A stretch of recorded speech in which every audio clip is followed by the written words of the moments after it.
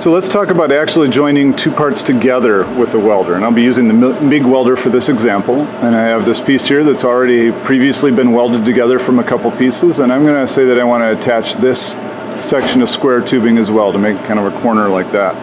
You can see one of the things I've done is already taken a sander and cleaned these surfaces right here so that I get a good contact and I get a nice strong weld, and I've done that on this piece on the end as well. Now really, I could hold these together any way that I want while I start to connect them together. But of course, I'm going to need to use my hands, and so I could use a big clamp on that, like a C-clamp. I could have a friend come in here and hold those while I try to do the welding. But I think what I'm going to reach for is a welding magnet. And it looks like this. It's got a nice 90-degree and a 45-degree angle on it, and it's a pretty strong magnet. So I could take as much time as I needed to measure my parts, maybe get a square if necessary, get those all lined up so that it fits exactly where I want, like that. The next thing that I'm going to do is I'm going to put what we call tack welds on this piece. And tack weld is just a small dot. And that dot is going to hold the section of the part together while I make sure that that's the place that I want it to be.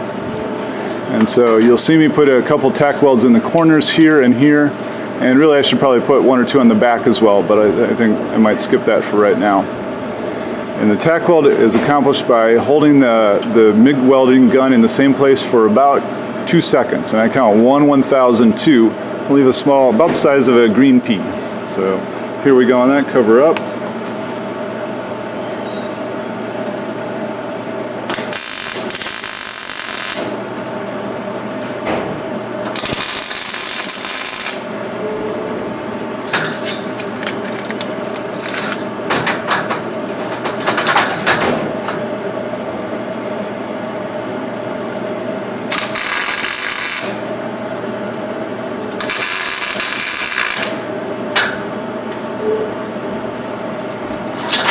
Now with those tack welds in place, I can take the magnet out of the way, and you can see that I got a little sloppy. That piece ended up at an angle there, so this is going to make a better demonstration than an actual part that I'd want to use for something. But it's solid, even just with those little tack welds on there.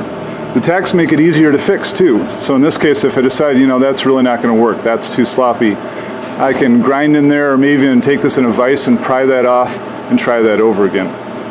In this case though, for purposes of demonstration, we're going to move on. And moving on in this case then is connecting the dots. So I'm going to take those tack welds, and I'm going to fill in between them. I'll just do one of these for right now in this section right here. So cover up.